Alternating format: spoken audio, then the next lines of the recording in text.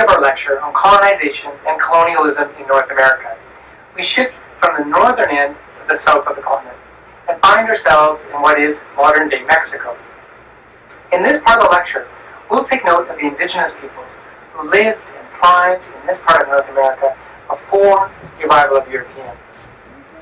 But, as in the case of Canada, we'll also look at the impact of European colonization and begin to appreciate how colonialism has been an important factor in shaping Mexico today. As we noted previously, evidence suggests a migration of people across a land bridge that once existed between Asia and North America some 20,000 years ago. The indigenous peoples of Mexico lived across two regions. The northern part of the country falls within an area known as Aridomerica. In terms of habitable environment, it was less hospitable. So many of the peoples living here in this part of the continent led more nomadic lives. Agriculture and then finally settlement did occur in some areas, but to, in many ways, a much lesser degree than was the case further south. Mesoamerica, as the southern region is known, is very densely populated in comparison with the north, and was home to a diversity of languages and civilization. The Olmec are generally considered one of the first civilizations to emerge in Mexico. While there's scholarly debate about this, as there is about almost everything, the Olmec are sometimes considered the mother culture of all Mesoamerica.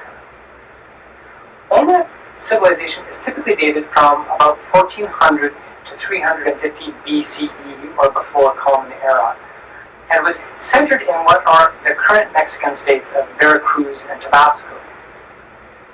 Giant stone heads weighing as much as 28 tons, rising to a remarkable height of nearly 3 meters, are incredible monuments left to us by the Olmec. Though their civilization had also achieved cities, writing, and calendars, among many other innovations. Another important early civilization in Mexico was centered in Teotihuacan and reached its height of development around 600 AD, or after death. Located about 50 kilometers northeast of modern-day Mexico City, it became a powerful center of cultural influence that extended as far south as what would today be Guatemala. The city itself is thought to have covered some 30 square kilometers and may have reached a population of nearly 250,000 people. Now, probably the two best known of the indigenous peoples of Mexico are the Maya and Aztec. The Maya, notable particularly in southern Mexico, had by 900 AD developed a civilization based on numerous city-states, with a population that numbered into the millions. Though the Maya experienced periods of decline prior to the arrival of Europeans, they were still a significant presence, especially on the Yucatan Peninsula pictured here, and that is exactly where the Spanish would eventually show up in Mexico. The Aztec were in fact an empire. It's an empire that combined a number of different indigenous peoples of central Mexico.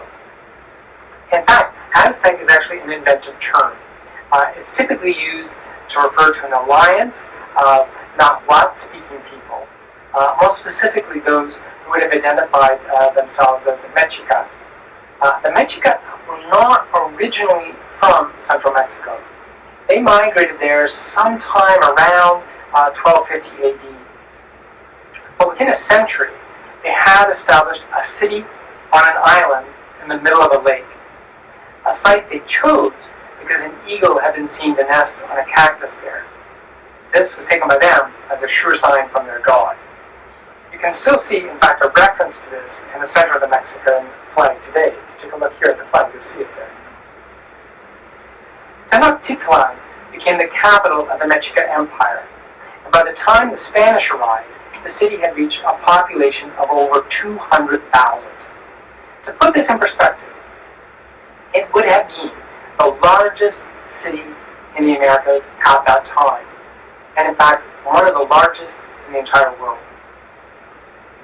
Spain was the colonial power in Mexico. Now, we all know well the story of Christopher Columbus sailing the ocean blue and arriving in Central America in 1492. The acquisition of precious metals, gold and silver, for example, and the spread of Christianity were key motivations for Spanish colonialism. Almost 30 years after the arrival of Columbus, the Spaniard Hernan Cortez landed a military expedition in what is now the Mexican state of Veracruz.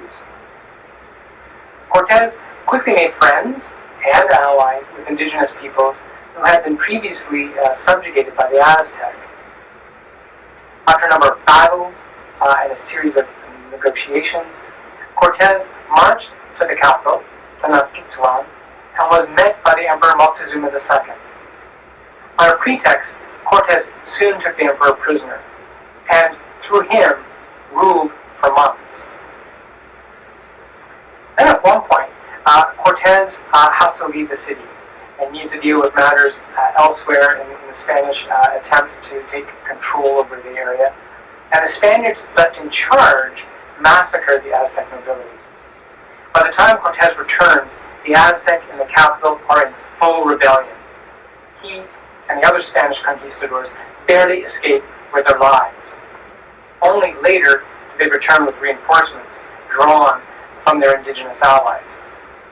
At this point, they lay siege to the city until it falls in August of 1521.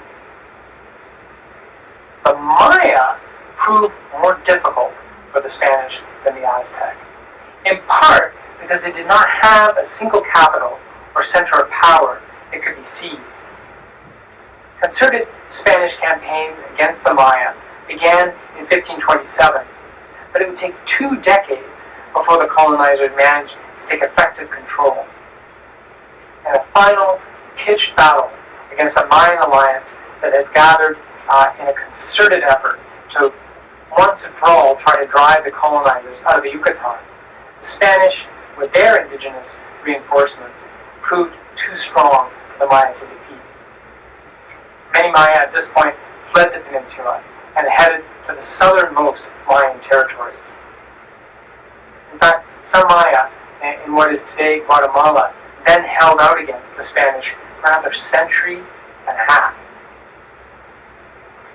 In spite of their continued difficulties with the Maya, the defeat of the Aztec Empire really marks the colonial establishment of New Spain, with the King of Spain as its monarch, though in North America, the monarch is represented by a viceroy. Within North America, at its height, New Spain included most of what we would think of as North America south of Canada, what is now Mexico, the United States west of the Mississippi, much of the northwest coast of the continent, and Florida comprised an enormous territory, all governed from Mexico City, a capital literally built on top of the former Aztec capital. The Spanish pushed their colonial frontier through the north of Mexico and into what we would think of as the modern-day southwest of the United States. Typically, towns and mines would be established, and then a fort would be provided in order to give and serve as protection. The church also played a critical role in this effort. Remember that with Spanish colonialism, conversion to Christianity was a key part of the agenda from the outset. On the northern Spanish frontier, church missions within new settlements played an important role by converting and essentially pacifying the indigenous peoples. As new territory was then fully integrated, the frontier would essentially move further north. At times, of course, there was resistance. In the late 1600s, the Puebla revolted and in fact forced the Spanish out of their territory for more than a decade. A key point to consider when comparing Spanish with British and French colonial encounters is the sheer size and concentration of indigenous peoples in the various parts of the continent.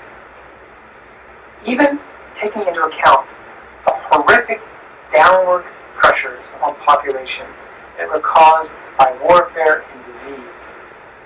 In the South, indigenous peoples vastly outnumbered the Spanish.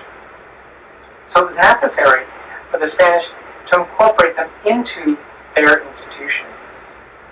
Certainly, it was much more important for the Spanish to do this than it proved to be the case elsewhere, especially in what would become the United States. Fortunately for the Spanish, the Aztec had laid important foundations that proved remarkably compatible. Essentially, the Spanish grafted their feudal system onto the Aztec system of tribute.